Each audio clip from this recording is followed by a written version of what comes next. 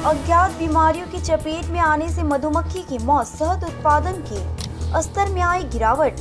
एक ओर जहां अज्ञात बीमारियों की चपेट में आने से मधुमक्खी झुंड की मौत हो रही है, वहीं दूसरी ओर जमीन पर सरसों के फूलों को शहद नहीं मिल पा रहा है, जिसके कारण कृत्रिम शहद उत्पादन में मधुमक्खी पालकों को परेशानियां हो रही है। ऐसे में ओल्ड मालदा ब्लॉक के शाहपुर ग्राम पंचायत के कई शहद किसान नुकसान की आशंका से बेहद चिंता में है।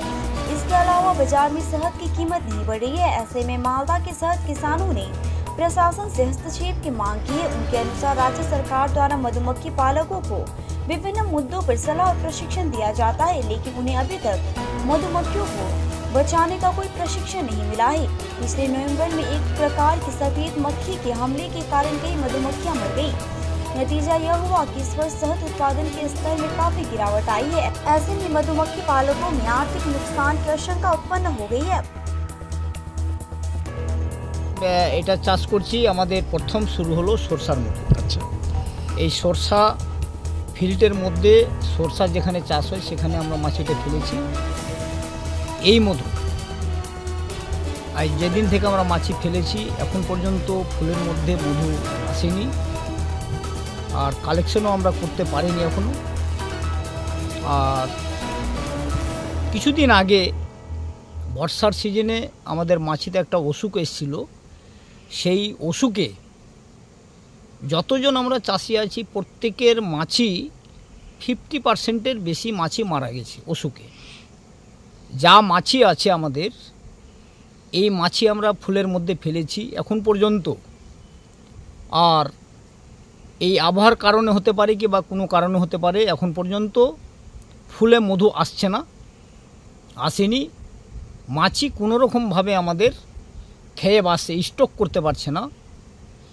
তাছাড়া এই মাছি যে আমাদের এখানে ফিল্ডে আমরা মাছি ফেলেছি, যদি মধু না হয় তাহলে আমাদের অবস্থা প্রচুর খারাপ হবে, আগামী দিনে চাষ করতে পারবো না। তাছাড়া গত টাইমে আমরা যে মধু চাষ করেছিলাম হয়তো মধু কম পেয়েছিলাম, চাষ বেশি ছিল, তো আমরা মধুর দাম পাইনি। আমাদের এই 70 টাকার মধ্যে, এই 65-70 টাকার মধ্যে দাম পেয়েছি আমরা, তাতে করে আমাদের খরচটাও উঠেনি।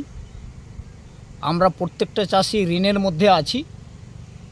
যদি আমরা মিনিমাম 150 টাকার মধ্যে দাম না পাই, কেজি 1 কেজি মধু যদি 150 টাকা দাম না পাই, তাহলে আগামীতে এই মৌমাছির চাষ সমস্ত বিকিপার আমরা কেউ করতে পারবো না,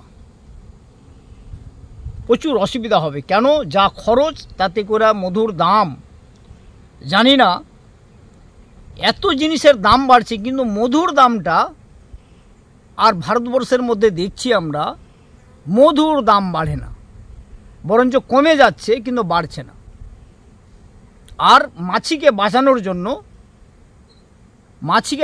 জন্য বিকল্প গভর্নমেন্ট সরকারিভাবে কোনো যে ব্যবস্থা এখন পর্যন্ত আর হয়নি যে মাছি কী করে বাঁচবে।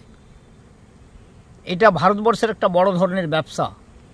কেন, যে গভর্নমেন্টের প্রচুর টাকা কামাই আছে মধুর উপরে, কিন্তু গভর্নমেন্ট আর এই মাছি বাঁচবে কী করে তার ব্যবস্থাটা এখন পর্যন্ত আমাদের কাছে পৌঁছায়নি। মাছি কী করে বাঁচবে।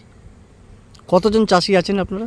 আমরা মালদা জেলাতে 1000-এর মিনিমাম 1000-এর বেশি চাষি আমরা চাষ করছি বিভিন্ন জায়গাতে। এই এলাকাটার নাম কি? এই এলাকাটা হচ্ছে আমাদের সাদল, শাহপুরের মধ্যে পড়ছে, এটা সাদল। আচ্ছা, আপনার নাম? আমার নাম সুভাষ মণ্ডল।